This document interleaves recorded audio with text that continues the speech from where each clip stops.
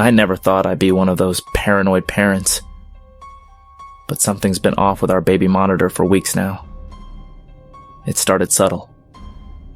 Just little static bursts, maybe a weird echo here and there.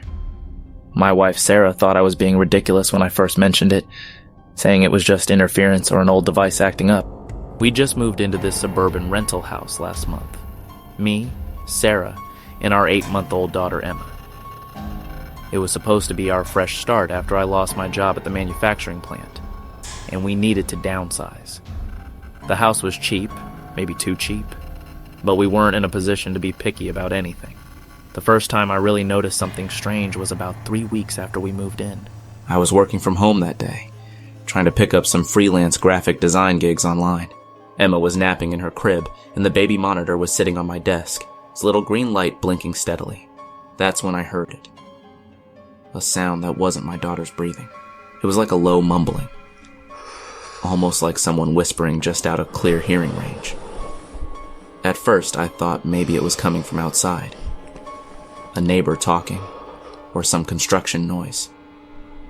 But when I leaned closer to the monitor, the sound seemed to be coming directly from Emma's room. I froze. The mumbling continued, soft and rhythmic. Definitely not my daughter's typical baby sounds. Emma was a quiet sleeper, usually just soft breathing or the occasional whimper. This was different. It sounded like words, but I couldn't make out what was being said. The voice was definitely adult. Deep, almost gravelly, with a cadence that felt deliberate. My hands were shaking when I picked up the monitor. The green light was still blinking, everything looked normal. I turned up the volume, straining to hear. For a moment, nothing. Then another whisper, clearer this time. It sounded like, "She doesn't know yet?" Followed by a little chuckle that made my skin crawl. Sarah would never believe me if I told her. She was always the rational one, always finding logical explanations for everything. I decided to record the next time it happened, pulling out my phone and setting it next to the baby monitor. Days passed and nothing unusual occurred. I started thinking maybe stress was getting to me. Then one night, everything changed. I was working late. Sarah had gone to bed, and Emma was sleeping peacefully.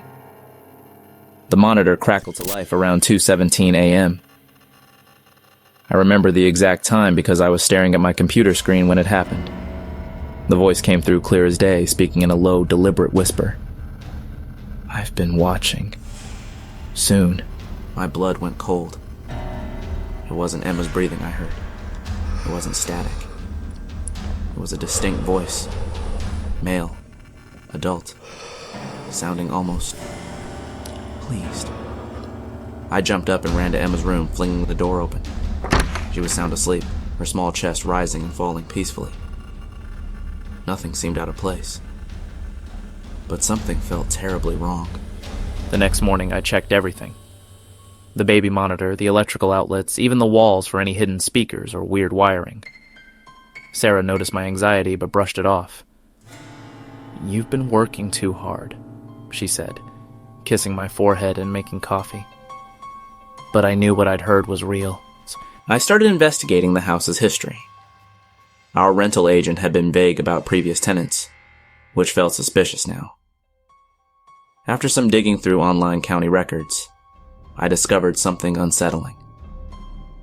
15 years ago, a family had lived in this exact house. The father, a night shift worker named Michael Reynolds, had disappeared under mysterious circumstances. The police reports were frustratingly sparse. They noted he'd left for work one night and never arrived at his job. His wife reported him missing, but no trace was ever found. No body, no evidence of foul play. Just gone. Something about the way the report was written made me feel uneasy, like there were details deliberately left out. A week later, things escalated. The voice started becoming more frequent. Sometimes just a word, sometimes longer phrases. "She's perfect," it would say. Or, "They won't find me." Each time I'd rush to Emma's room, but she'd be sleeping peacefully, completely unaware of anything unusual happening. I started recording everything. I bought a digital recorder, set it up near the baby monitor, captured multiple instances of the strange voice. The recordings were clear enough to send chills down my spine, but not clear enough to definitively prove anything. Just enough random words and fragments to make me sound crazy if I tried to explain it to anyone. Sarah finally noticed something was wrong. "You look terrible," she said one morning, looking worried. Dark circles had formed under my eyes from constant vigilance. I hadn't told her about the voice, knowing she'd think I was losing my mind. But I was losing something. My sense of safety, my peace of mind, my understanding of what was real. The breakthrough came unexpectedly. While transferring files from my recorder, I noticed something weird about the audio files. If I filtered and amplified the background noise, there were additional sounds beneath the whispers. Faint shuffling. The creak of what sounded like an old chair, breathing that wasn't Emma's. I became obsessed with analyzing these recordings. I downloaded professional audio editing software, spent hours enhancing every microscopic sound detail. That's when I discovered something that made my hands shake, mixed within the whispers, buried deep in the background noise. I could hear the faintest sound of what seemed like metal scraping against metal, like someone moving something slowly, carefully. My research into the house's history intensified. I found out that Michael Reynolds, the missing father I discovered earlier, had worked as a maintenance technician at a local industrial facility. His job involved complex electrical and communication systems.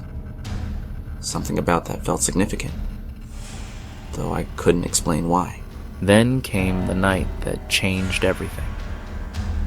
I was sitting in my home office, headphones on, meticulously analyzing the latest audio recording when Emma started crying. It wasn't her usual hungry or tired cry. This was different. Terrified. The kind of cry that makes every parental instinct scream something is wrong. I rushed to her room, my heart pounding. The baby monitor crackled with static, and then, clear as day, a voice spoke. "Don't interrupt." It wasn't a whisper this time. It was a command, a threat. Emma was standing in her crib, facing the corner, completely still. When I approached, she didn't turn, didn't move. My wife Sarah followed me, confused by my sudden panic. "What's wrong?" she asked. But when she looked at Emma, something changed in her expression. A flicker of recognition. Of fear. For just a split second, Sarah looked different.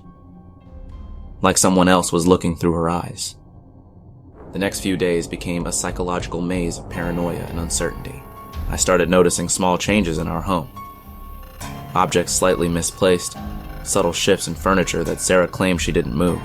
Our security cameras, which I had installed after the strange recordings, would occasionally glitch for precisely 37 seconds, always at 2:17 a.m. The same time I'd first heard the mysterious voice. My research into Michael Reynolds took a darker turn when I discovered something chilling about his professional background. He had worked not just as a maintenance technician, but specifically in telecommunications infrastructure. His job involved complex surveillance systems, network installations, and understanding how communication technologies could be manipulated. It wasn't just a job. It was expertise that could be weaponized in ways most people couldn't imagine. Conversations with neighbors became my desperate attempt to understand. An elderly woman who had lived on the street for decades spoke cryptically about the Reynolds family. "Some people," she said, looking directly into my eyes, "know how to disappear without actually leaving." Her words carried a weight that suggested she knew more than she was willing to reveal, hinting at a local history far more complicated than official records showed. The most disturbing revelation came from an old police file I managed to obtain through a contact. Michael Reynolds wasn't just a missing person. He had a sealed juvenile record suggesting a history of obsessive behavior. Psychological evaluations from his teenage years described a young man with an extraordinary ability to observe and manipulate environments without being detected. The file suggested he had been studied, but never truly understood. The final pieces clicked together in a way that made my blood run cold. Those recordings, the strange voice, the history of the house. Everything was connected. Michael Reynolds hadn't just disappeared. He'd been hiding, watching, waiting. I realized the truth wasn't about a ghost or supernatural phenomenon. It was something far more terrifying. Someone had been living in this house long after everyone thought he was gone, hiding in the walls, in the spaces between reality, watching my family. The baby monitor wasn't just picking up a voice.